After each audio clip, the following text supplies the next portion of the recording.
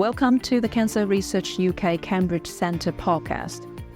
The Cancer Research UK Cambridge Centre unites over 1,200 world-leading biologists, chemists, physicists, engineers, mathematicians, computer scientists, clinicians, nurses, and allied healthcare professionals from across Cambridge in the UK to tackle cancer from every angle. Our mission is to end death and disease caused by cancer through research, treatment, and education. We are detecting cancer at its earliest stage and are developing personalized treatments for every patient through facilitating new collaborations and driving the translation of new scientific discoveries into clinical applications to improve patient care. By working together across a range of different disciplines, our members are breaking down the barriers between the laboratory and the clinic, enabling patients to benefit from the very latest innovations in cancer research.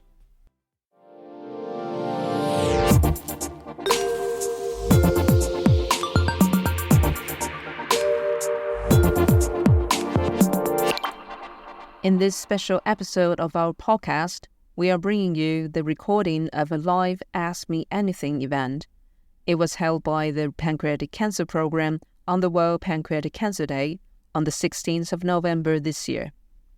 This AMS session saw specialists across different disciplines answering questions submitted by the members of public and discussing topics related to day-by-day living with pancreatic cancer.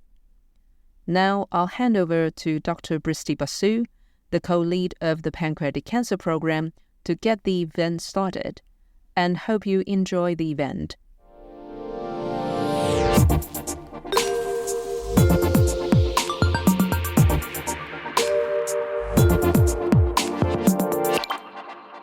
Hello everybody, I'm Bristi Basu. I'm the co-lead of the Cambridge Cancer Centre Pancreatic Programme, and it's a delight to welcome so many wonderful panellists to join me on this webinar. We do an annual webinar on World Pancreatic Cancer Day, 16th of November this year.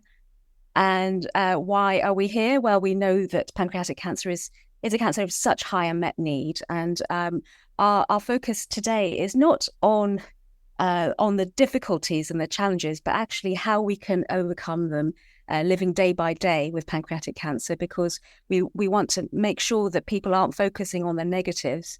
And so we based on our previous Ask Me Anything webinars, we elected to kind of choose topics where we felt that we might be able to focus on aspects where there've been helpful inputs and what people have learned, which can make them help better to live better, have a better quality of life, living day by day with their pancreatic cancer. So without further ado, I'm going to introduce my co-host for this webinar, who is our fantastic PPI rep, Sally. Sally, do you want to introduce yourself?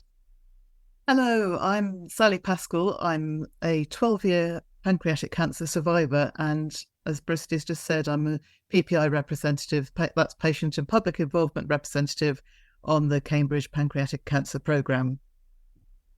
Great. So I'm going to introduce a few of the other members of our team. We've got Jenny here. Good morning, everybody. My name is Jenny Jones. I am pancreatic cancer specialist nurse working at Pancreatic Cancer UK. Asif. Morning, everyone. Warm welcome to everyone. I'm Asif Jha. I'm a pancreatic surgeon, hepatobiliary surgeon at Cambridge Addenbrooke's Hospital. Yvonne. Hello, I'm Yvonne Cartwright. I'm a palliative medicine consultant, but I'm also the medical lead for Enhanced Supportive Care, which delivers supportive care alongside active cancer treatment within Addenbrooke's. Laura? Good morning. My name's Laura McGeady. I'm a pancreatic cancer dietitian here in Cambridge. So me and my team, we help to support people's nutrition anywhere along the pancreatic cancer pathway. Thank you. Abby. Hi, everyone. Thank you for having me. So I'm Abby. I'm the pancreatic cancer and also liver cancer nurse specialist here at Addenbrooke's. So my role is to support patients from their diagnosis throughout treatment and for their journey with pancreatic cancer. Thank you. Kirsty? Morning. Thank you for having me. My name's Kirsty and I'm a cancer support specialist with Maggie's in Cambridge, and I help to support patients and their families emotionally and psychologically. Thank you. And we're delighted to invite Paulo, a guest from Portugal, just to highlight that this is an international effort, to try and improve outcomes for our patients with pancreatic cancer. Paulo, would you mind just introducing yourself? Well, I'm Paulo Fidalgo. I'm a gastroenterologist. I'm mainly related to risk assessment of pancreatic cancer, and I'm working on surveillance of high-risk groups like family, pancreatic cancer aggregation, monogenic diseases, and surveillance of descendants. And I'm related also to the pancreatic cyst program surveillance. And my role is to advise family members at risk. Thank you very much. And the reason that we invited Paulo is because it is a common question. Although the bulk of our webinar will be dealing with symptoms and managing symptoms and quality of life and aspects of living day to day with pancreatic cancer, there were some questions coming to us already about how we detect this earlier and how we might be able to kind of identify patients earlier in their pathway so that they can have a better outcome overall. So we invited Paulo specifically for that. And just to highlight again, this is an international effort. We've had colleagues from Australia who've already joined and done other events for World Pancreatic Cancer Day. But without further ado, I'm going to ask Sally to take over the reins. I will be joining and doing the technical aspects. Just to mention to the audience, if you have any questions, could you please submit them via the question and answer rather than via the chat? Please don't use the chat function. If you submit them to the question and answer, and we will answer what we can either during the webinar or in the chat. Thank you. Right, so off we go. As we've already said, I'm in the hugely privileged and very unexpected position of being a long-term cancer survivor. 12 years ago, there seemed to be fairly limited resources to find out information and access to treatments and so on. Jenny and Kirsty and Abby as well, if you have anything to share on what's available for patients now, please could you contribute? Thank you. Sure. I'll quickly pop in and just obviously say that your main port of contact once you have a diagnosis of pancreatic cancer is, of course, the lovely Abby and her counterparts across wherever you are. And that would be your clinical nurse specialist. And obviously, I'll let them talk about what they have available in their local hospitals. But as a charity, we do provide support and information for people who have been newly diagnosed and also their family members and anybody who's been affected by pancreatic cancer in any way, actually.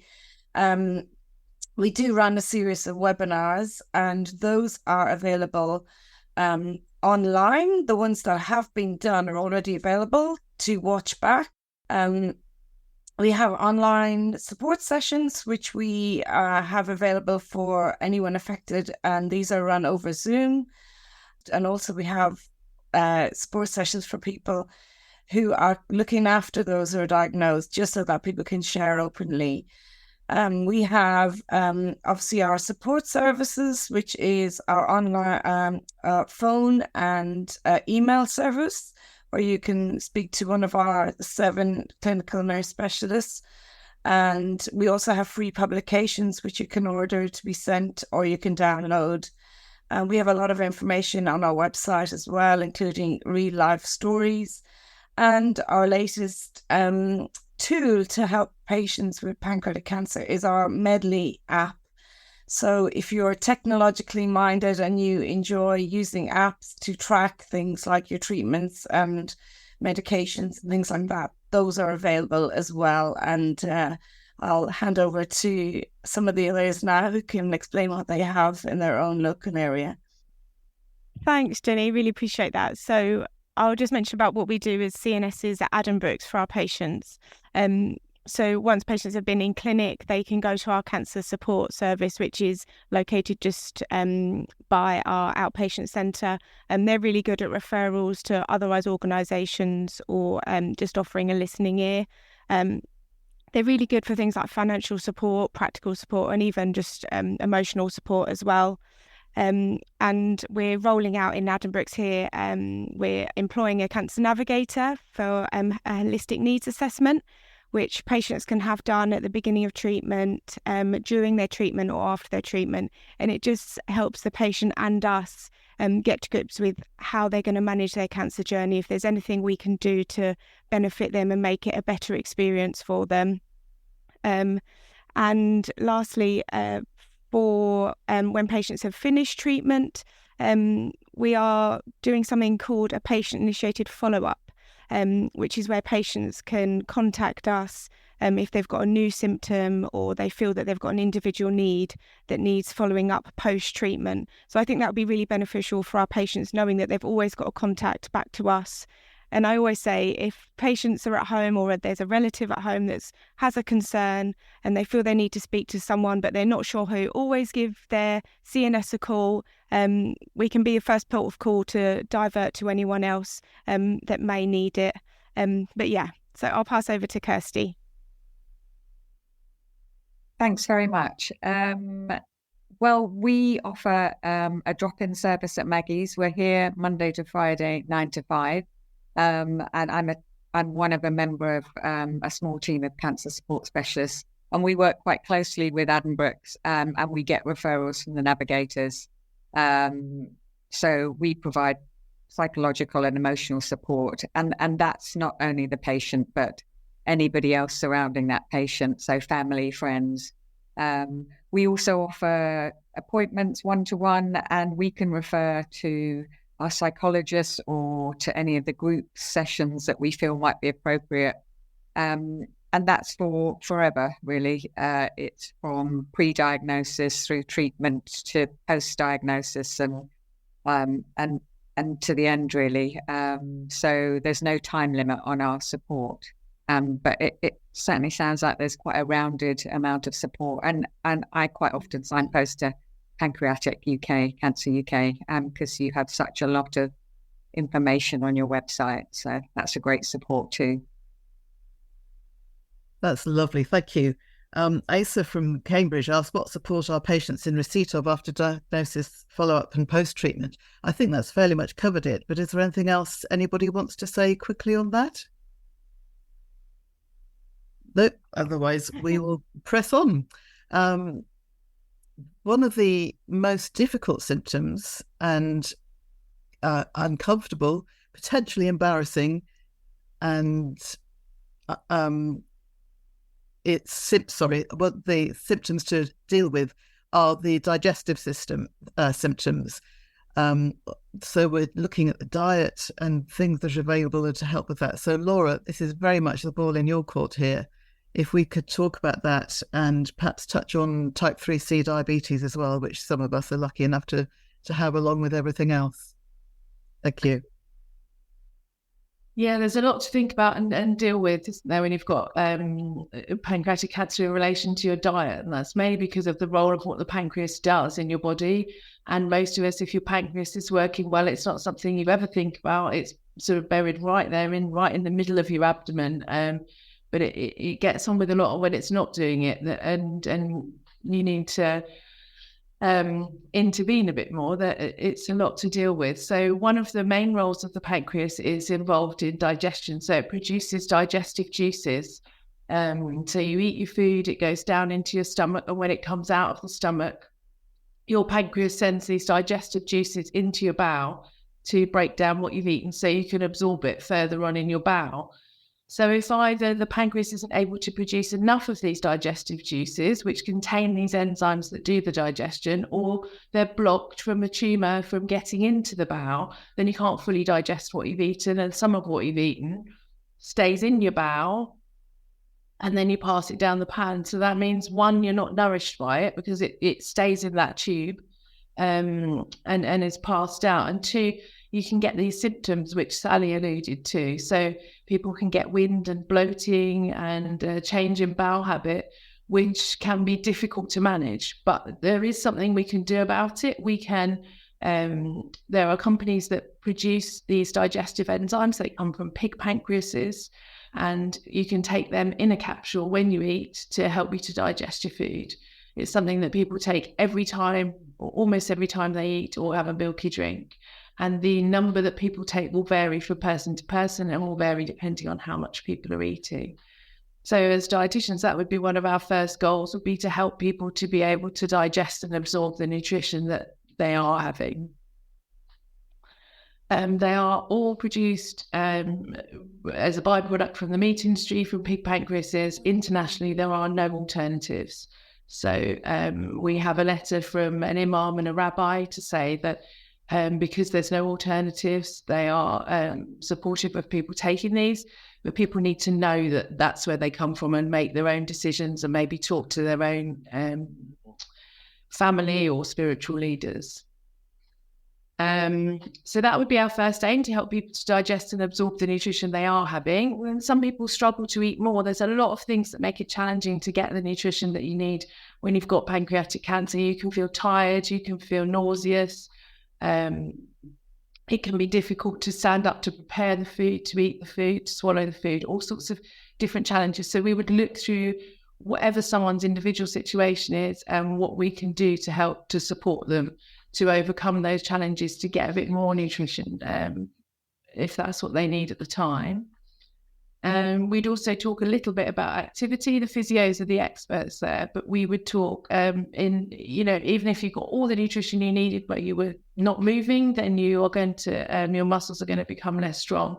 So we would be discussing that with people as well. And then Sally mentioned type 3C diabetes. So more and more people are getting to hear of the term 3C diabetes now, which is wonderful. If you haven't heard of it, then there are the types of diabetes most people hear about are type 1 and type 2. There are actually, if you break it down, hundreds of different types. But type 1 diabetes is an autoimmune condition, which means that the beta cells in your pancreas aren't producing as many of aren't producing the insulin that they would usually produce, because I mentioned that the digestive juices is one of the big roles of the pancreas, and the other one is producing the hormones that regulate the level of glucose, which is a sugar in your blood. So if you don't have enough of those to produce the insulin, then it's harder to get the right level of glucose of the sugar in your blood. And then the type 2 diabetes is more of a metabolic condition, and that's where your body is not responding to the insulin that you're producing in the way that you'd want it to. And type 3C diabetes is more like type 1, but it's not quite the same. And that is when you have it caused by some sort of damage to your pancreas, which could be pancreatic cancer, and it runs concurrently with the not producing the digestive juices at the same time. And that you should be managed by a specialist diabetes team or a specialist, through your GP surgery to manage the right type, the right treatment. So 80% of the people in the UK that have diabetes have type 2 diabetes. So a lot of the information you find online is for people who've got type 2 diabetes. And that is a lot about weight reduction, reducing the fat in your diet and things, and that's not appropriate for most people with pancreatic cancer. So it can be a bit confusing. We have information sheets that can be supportive for people to read, and also for their healthcare professionals if that's helpful. Did I cover the questions you had? Yes, I think Anna has mentioned that at the moment there's not great understanding or knowledge about diabetes in the community, which I agree with. And actually, in terms of resources for the community and for people caring for patients, even clinicians, because a lot of clinicians don't know this term, I'd have to say, I'm kind of interested in what resources there might be in the community. And I know that Jenny, there are some webinars from PCUK recently, and if this is something which looks like it might be of interest, we could arrange a dedicated podcast or something with the experts. So I don't know, Jenny, whether you wanted to say anything about that. Yeah, I think we speak to people from all over the country, and we invariably hear, I've been diagnosed with type 2 diabetes, or so-and-so has never heard of type 3C diabetes, or they don't know how to manage it, or it's not being managed properly, or things are swinging, so that they're not stable. So I think I would agree with Laura, it is a really specialized subject, and it's not something that you can just treat as a type 2 or type 1 diabetes. It has a specific way of treatment, and you have to take into account the fact of the weight loss as well in the backdrop of that. And so having a type of program for type 2 diabetes is not going to work in the pancreatic cancer patients. So I think it is a concerted effort. It is good that people are a bit more aware, but I think there is more to be done in terms of raising awareness, and we're very conscious of that. And we always refer patients to their pancreatic specialist dietitians. There aren't enough of them to go around, of course, so we try to plug little gaps, but we always refer back because we feel quite passionately that this needs to be treated correctly. And we do have webinars which are on our website. They're already pre-recorded, but yes, keep plugging and keep highlighting that it is different and it needs to be treated differently.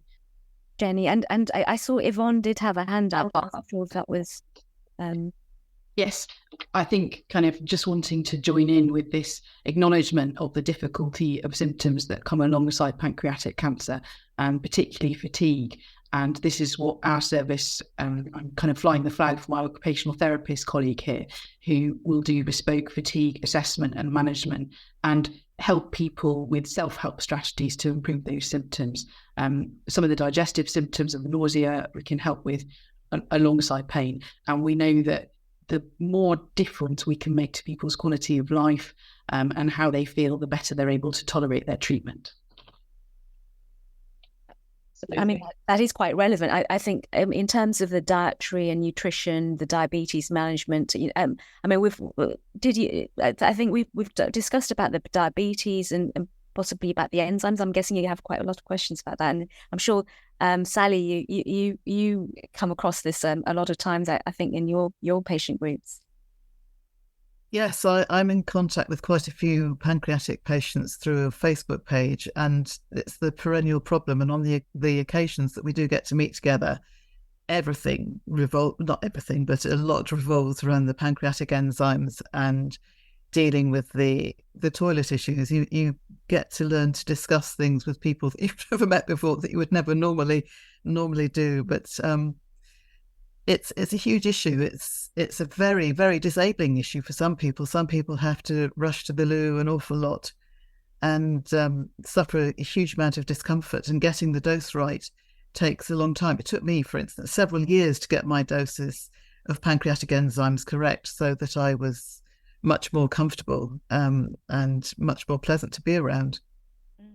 So and sorry, Laura. So I was just going to add in there that I'm really feeling for those people that you're mentioning that are saying those things, and that I can't think of a patient where we didn't manage to make it better. So I would really say that if there is anyone who is still experiencing those symptoms and they're not in touch with their pancreatic cancer or HPB specialist dietitian, to get in touch with them, because even if it's years later, sometimes something changes. All of us, our pancreatic function declines as we go through our life. And so if you have less pancreas or something else going on, then you might notice those things earlier. And if you're getting those symptoms, do talk to us, because like I said, I can't think of anyone where we couldn't make a difference. And we would always look at the enzymes first, but there are other things that can give very similar symptoms to not having enough pancreatic enzymes. And so for those people, we would look at other causes and then we would treat those. So please don't suffer on your own. Reach out, and I hope we will be able to help you. I can see that Kirsty's got her hand up there. Yes, just very briefly picking up on Sally's comment about the toilet issues. Just a couple of things. I'm sure most people know this, but there is a Macmillan toilet card that people can get, which will make asking to go to the toilet when you're out in public spaces maybe a bit easier. And also, we can't underestimate the confidence issues that come along with being outside, going and meeting friends. If you're worrying about going to the toilet, that's a huge impact on people's confidence and impacts their sort of social life and just doing normal things. So just to sort of highlight that issue, really. Thanks. I've got a question here from Nicola. Do you have to follow a specific diet, Laura? Or, I'm guessing it's just different for different people, but can you advise what you usually say in terms of diet? So, yeah, there isn't a specific pancreatic cancer diet. Some people are disappointed to hear that. I think they would like a diet to follow, and sometimes it's quite nice. It's something that you can do.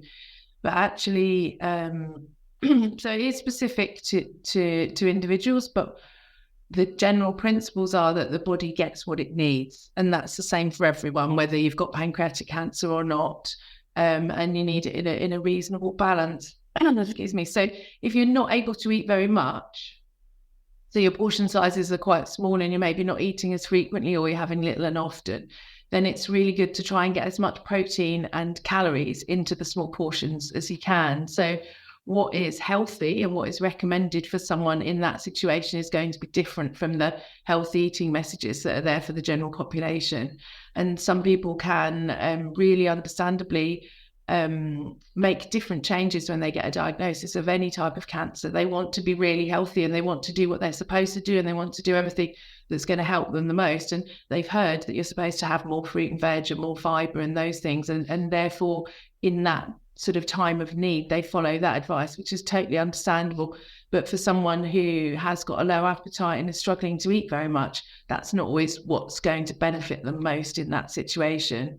So we talk about no food is banned, lots of protein, lots of calories if your appetite's not great. If you're feeling well and you're eating normally, then it would be the same sort of healthy eating messages as the general population, making sure you get enough fruit, veg, enough of your vitamins, your minerals, your iron, your calcium, your protein and everything there.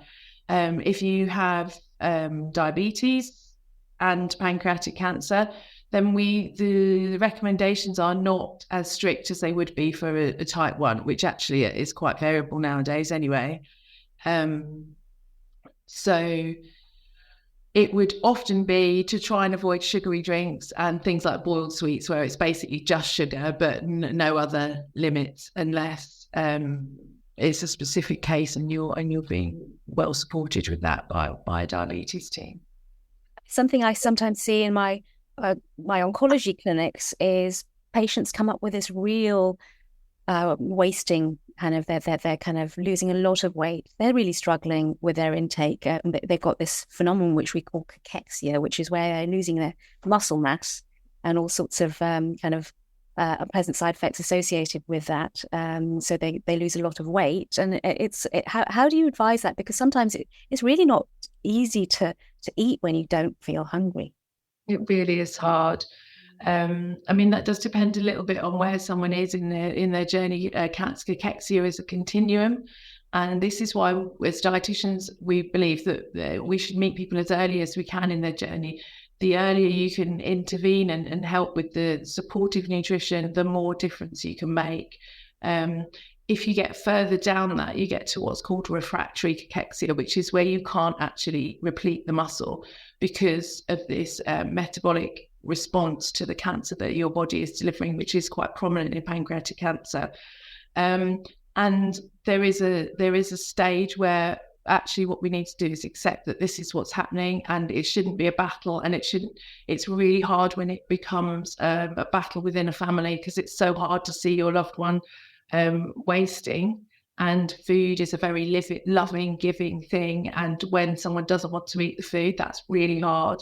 So sometimes it's about managing that, and managing that actually when someone comes to the end of their life, it's quite normal that they don't want to eat very much. And so it does depend a bit on where someone is in that pathway. But the little and often, sometimes having something like a nourishing soup or a homemade smoothie or something like that is easier to take than a meal. Sometimes it's overfacing to have a big portion on your plate, and so little bits are a bit easier to approach. Jenny, I think you wanted to say something, didn't you, about, or are you replying online to the question about minerals and vitamins? I am indeed. I'm just right. Sorry. That's no problem. Right. We will carry on then. So Aisha from Colchester has asked what surgical treatments are available for pancreatic cancer. And I think this one is very firmly your question, Asif, isn't it? Thank you. Thank you, Sally. Yeah, so important question. And this is something on the minds of lots of people, lots of patients that are diagnosed with pancreatic cancer. So unfortunately, pancreatic cancer is still as a condition where vast majority of patients at the time of diagnosis are not resectable, which means that the cancer cannot be removed completely to allow them to have a chance of cure. But we do like to look at every single patient that is referred to us via our own center or the referring centers to assess and to push the boat and to give every patient a chance for that resection, that surgery to remove the cancer. But only a minority are able to do that. So the surgery, the resection surgery for cancer depends on basically three things. One is the staging of the pancreatic cancer. So the patient need to have a localized disease, as in the patient's cancer has to be within the pancreas or the very regional area. If there is any distant disease, which is called stage 4 disease, of course, surgery is not going to be possible. Within the regional disease, if the cancer is managed to involve major blood vessels, and there are lots of very important blood vessels around the pancreas. If they involve the major blood vessels around the pancreas, although sometimes surgery can be considered, but it's very challenging and often it's not possible. And the second aspect and the third aspect of this is that the patient needs to be fit enough.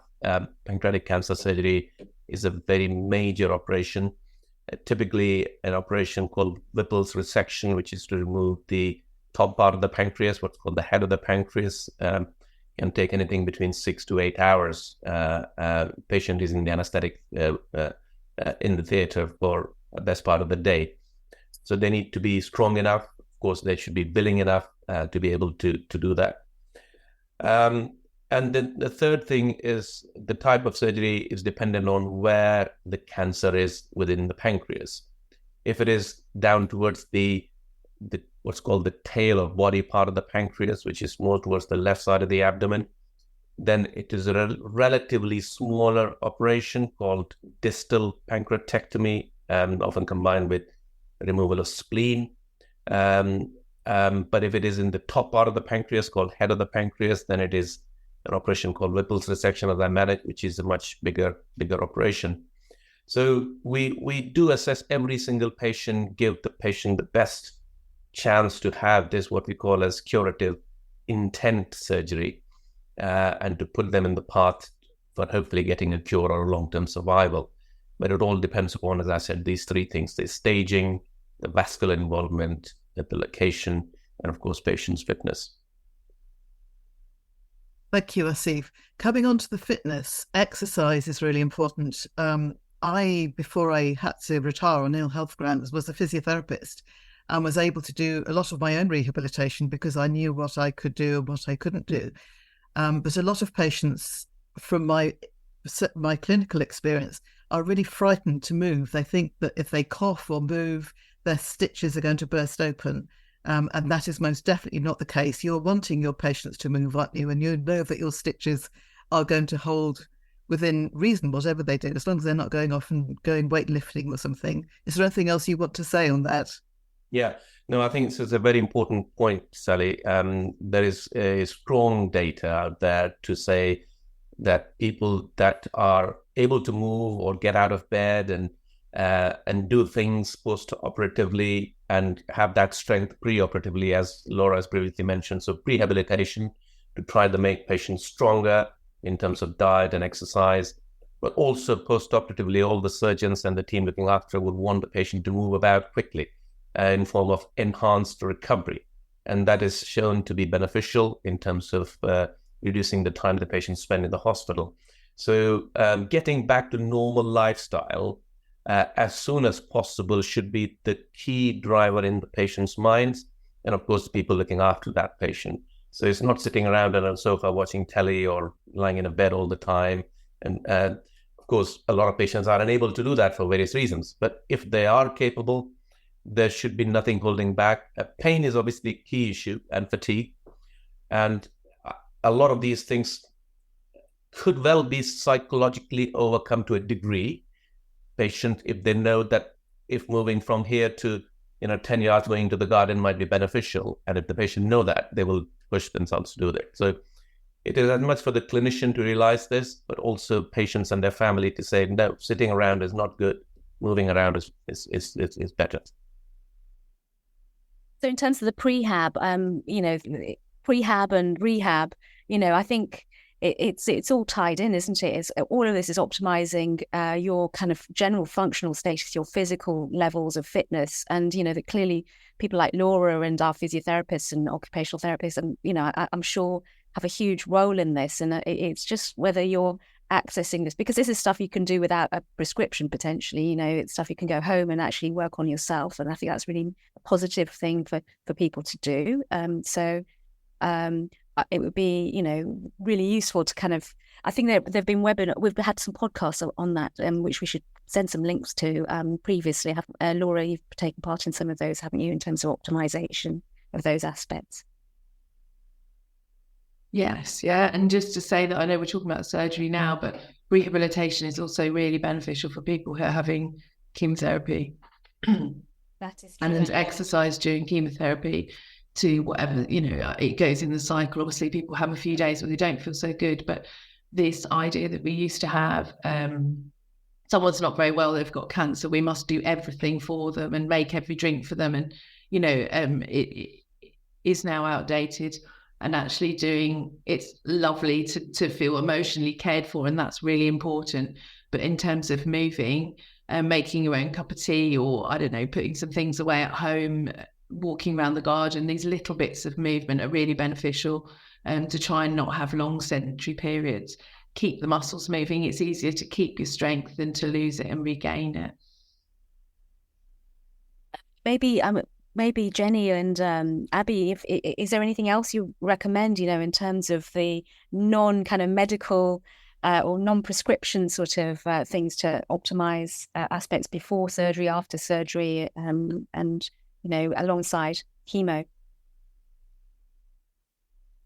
Well, I think psychological care is really important. I think that we can underestimate the impact of such a diagnosis on somebody, and if they're fit to have surgery, it's fantastic, but sometimes they are in the operating theatre and finished before their sort of brain sort of processes the fact that they've had this massive diagnosis. So everything can move quickly, and then they sort of have this kind of realization of what's just happened to them. And so I think psychological preparation is really important, and I guess it's not probably something that is the first and foremost in people's minds, because people are so busy and time is so limited.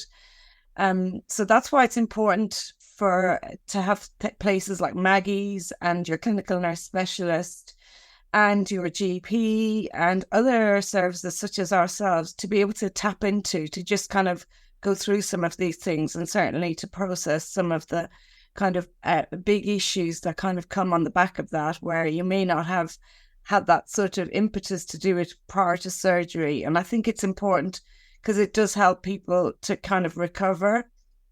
And I agree with what Laura was saying about just the small wins, just like little movements, little things that they're able to achieve, and to allow people to be independent as well, and not to take everything away from them just because they're not very well and that kind of thing, but to allow them to move at their own pace and to, do things for themselves. And I'll hand over to Abby because I'm sure she's got some top tips as well. I just wanted to add, that's really good, Jenny. I just wanted to add about family and relatives, I think supporting them through this as well. Their relative and loved ones gone through big surgery and then coming to us for chemotherapy treatment potentially. So I think making them fully aware of how their relative might be feeling and giving them support in speaking to each other and helping them discuss topics that can be quite tricky and quite emotional. So I think sort of engaging in that conversation with them, which we tend to do normally on the telephone, but referring back to PC UK and also over to Maggie's, I find really beneficial for patients. That's lovely. Thank you. I think that's moving us on nicely to the next section, which is well-being for patients for whom surgery isn't an option, and treatment and palliative care there. So, Yvonne, would you like to say anything on that first of all, and one or two others? Yes, I'd love to. So palliative care is appropriate, the World Health Organization says, for anyone with a life-threatening illness, and pancreatic cancer would definitely fit that. And what we are starting to see from the research, and I posted a paper on the chat, is that early seeing of a palliative care specialist, either via an enhanced supportive care service such as the one I run, what we're aiming to do is to improve your quality of life in any way we can, and whether that's improving pain, nausea, constipation, depression, anxiety, fatigue. What we want to do is get you feeling as well as possible so that you're able to tolerate your treatment for as long as possible, and so that your quality of life is as good as possible. And we want to support you, and we want to support those close to you as much as we can. In terms of specific kind of aspects, so the things that commonly come across you, how would you say, what are your approaches to managing pain? So kind of assessment is really vital. Kind of where is the pain? What brings it on? What makes it better? How is it characterized? What impact is it having on someone's life? What are they already doing for it? What's working? What isn't? And what we know with pancreatic cancer pain is often it's a kind of central abdominal pain that radiates to the back. It often does respond to opioids, so strong painkillers, and also medications that dampen down irritated nerves can also be really helpful. So those medications need to be used and escalated with really careful assessment of whether they're working and how much they're helping. Other interventions can involve injections near that site, which can either be done endoscopically or percutaneously, something's called a celiac plexus neurolysis. And sometimes that can be really helpful, in helping with the pain, but also in reducing the amount of strong painkillers someone needs. Because obviously strong painkillers contribute to constipation, which if you're already feeling grotty, being very constipated is very much part of that. And laxatives are needed for anyone on strong painkillers, but often when painkillers are causing a constipation, you need a specific type of laxative to counteract that. And those are newer medications that are really helpful for maximising quality of life. And we'd want to work with all the professionals based here to say, okay, the abdominal symptoms, how much of this is pain, how much of this is malabsorption, how much of this could be improved by doing things. And I think with pancreatic cancer, you make a small improvement in one area and it cascades. So you improve pain and you improve nausea, someone can eat better, so therefore they sleep better, they're less tired, and that means the following day is just that bit easier. And in terms of managing the fatigue, I mean, I guess some of the aspects might be similar to how you do prehab or rehab post surgery, for instance. So even in the more advanced setting, how do you advise on managing that, either at PCUK or Kirsty or yourself, Yvonne? So I'm not a fatigue specialist, so often I'm very lucky to have access to physiotherapists and to occupational therapists who are brilliant at this. But I tend to do a kind of 3 Ps, planning, prioritising and pacing. So say to people, okay, what's the most important thing for you to do? How can you plan to do it with conservation of your energy? And are there steps you can break it down to make it slightly easier for you? So, for example, if you really want to go out and have a cup of tea with a friend, is there someone that can drop you there? Can you get a taxi home so that you can really enjoy that time with your friend? The other thing I tell people often, if I'm seeing them when they're much less well, is to say, having a shower is great, but not if it wipes you out for the rest of the morning. So have your shower, get someone to buy you when they say, can I get you anything? Get the biggest bath towel you can and wrap yourself in it and lie down rather than towel drying. And that means you can enjoy the refreshing having of a shower without it wiping out the rest of your morning. Again, really simple, something simple that can often make quite a big difference. Jenny?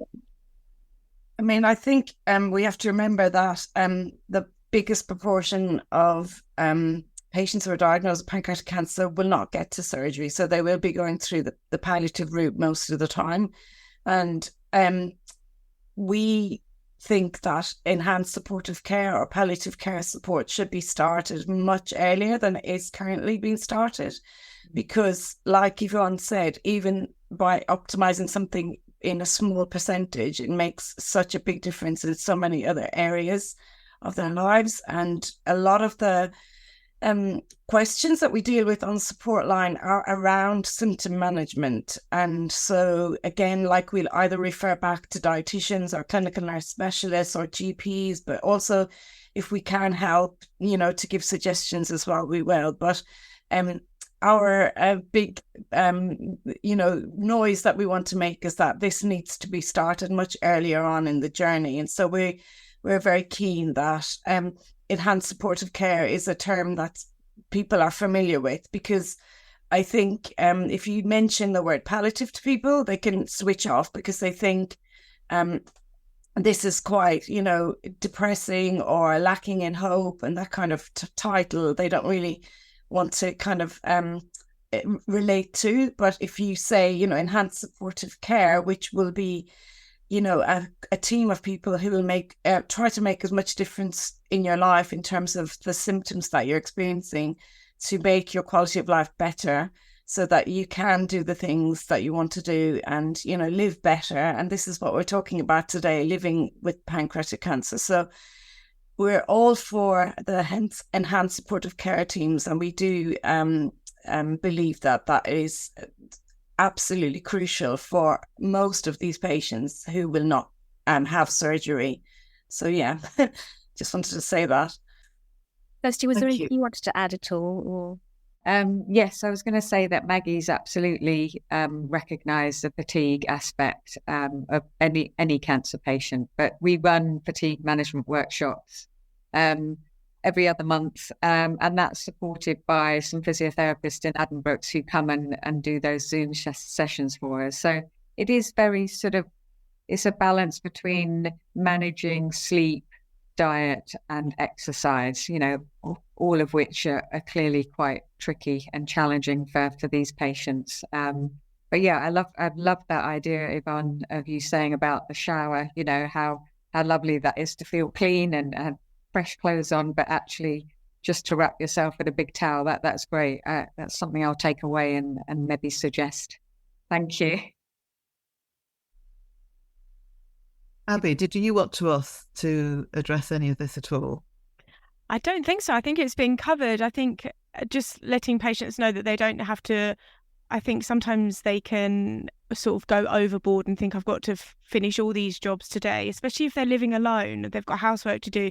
I think we often say, do something, have a rest. If you've got some hoovering to do some hoovering for 10 minutes and then have a bit of a rest, have a cup of tea, see how you're feeling, rather than thinking I've got all to do today and letting it build up, because I think that then affects their mental state and can bring them down quite a lot. So I always say little and often, and the same with food as well. If their appetite's quite poor, just trying things little and often as well. It's also about learning to pace yourself, isn't it? And yeah, going with what you can do on the day. I mean, I can remember when I was on chemo after I had my secondaries, standing at the foot of my stairs and wondering how I was going to get up them, because you are just so fatigued. So you have to be realistic about what you can manage.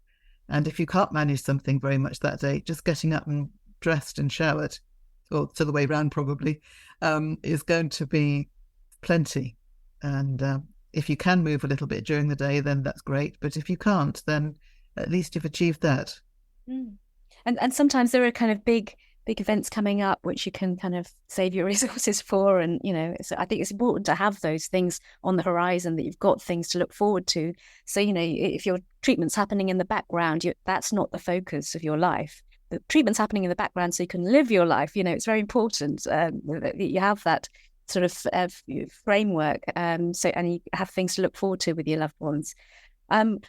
I might just now introduce the last session, just because I think that there have been a few questions really about what the future might hold and how we might try and get early diagnosis, what might treatments involve. And maybe I'll ask Paolo just to kind of mention a few of his thoughts about where he feels we might be going in terms of trying to make better outcomes from the kind of treatment and identification side of things. Well, I should say that the future lies on understanding how the pancreatic cancer begins.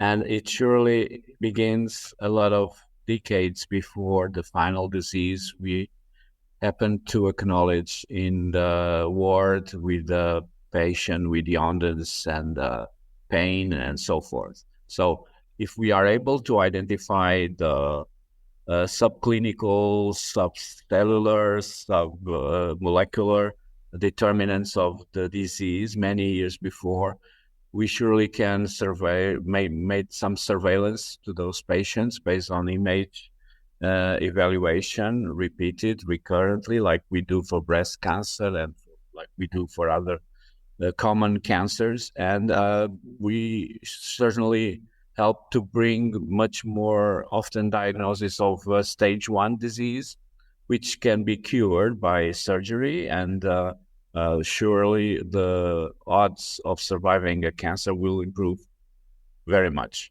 So I will bet a lot on prevention, on surveillance of at-risk individuals, healthy individuals, to become under some kind of evaluation to boost the diagnosis of early cancers. Thank you. And I kind of just, it is so complex. I agree. Everyone, I'm sure Asif agrees that the more we can identify before they've spread, if we can reset them, that would be how we make a real impact in this condition. Because by the time you come to me with my oncology hat on and the treatments, we're just trying to control it and stabilize it, maybe shrink it, but we're not likely to cure it. I'll say that word advisedly. We're not likely to cure it at that stage. And but it's not like having a lump on your skin which you can see, and in early cancer you don't have any symptoms at all. It's so deep. It can mimic so many other normal symptoms just from day-to-day life, indigestion and back pain, etc., tummy pain.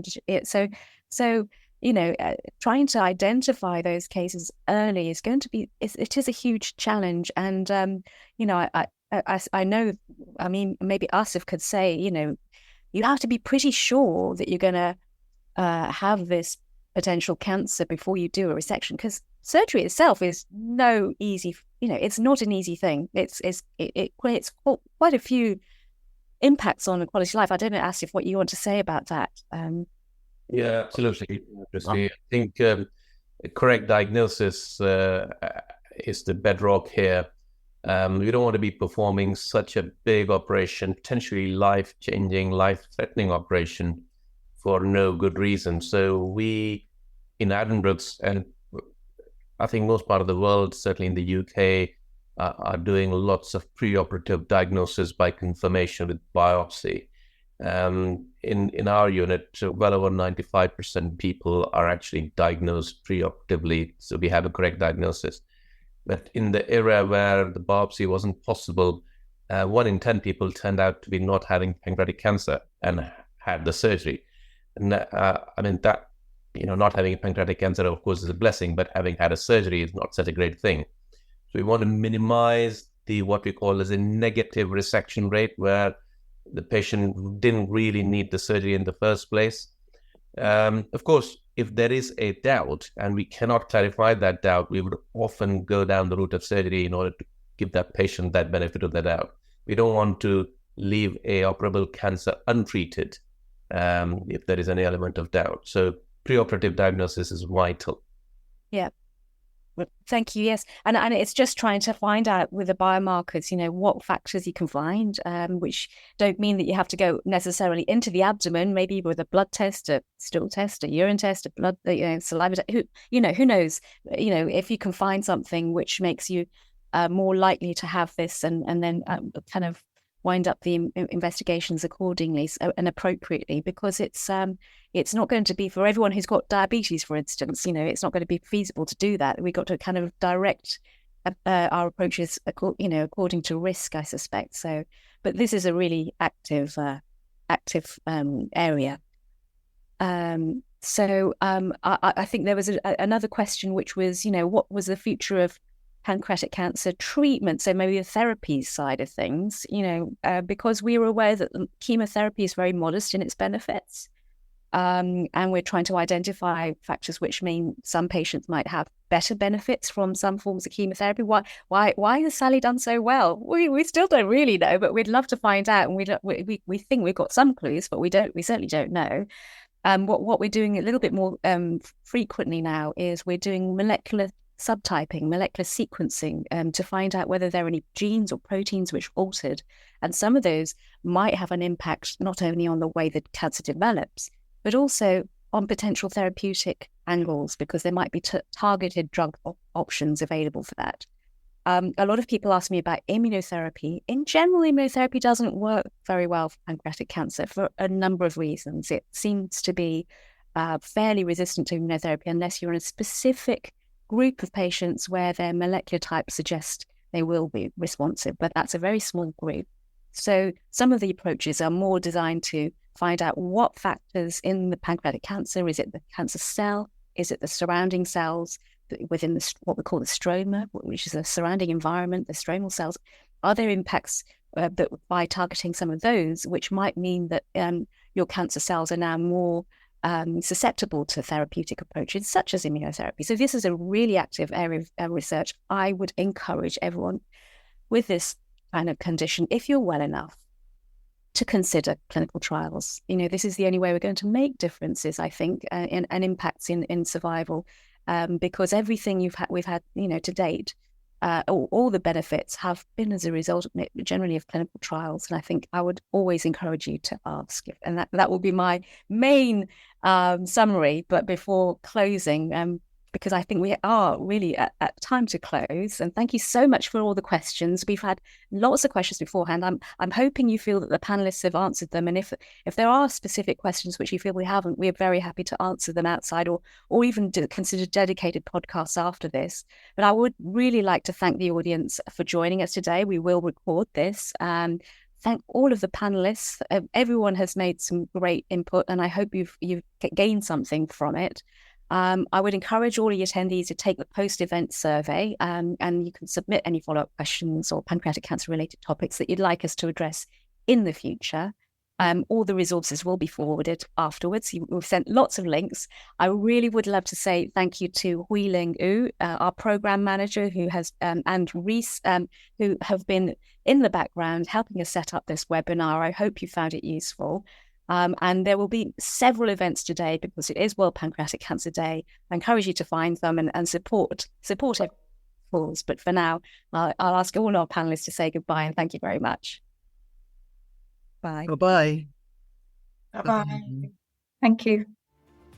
Thank you. And to all those undergoing treatment, I wish you the very best. Thank you for tuning in to our podcast. Don't forget that if you have a question that you would like us to answer in a future podcast episode, or if you have any ideas for topics that you would like us to discuss in a future series, please let us know by visiting our website at www.crukcambridgecenter.org.uk/podcast. See you in the next episode.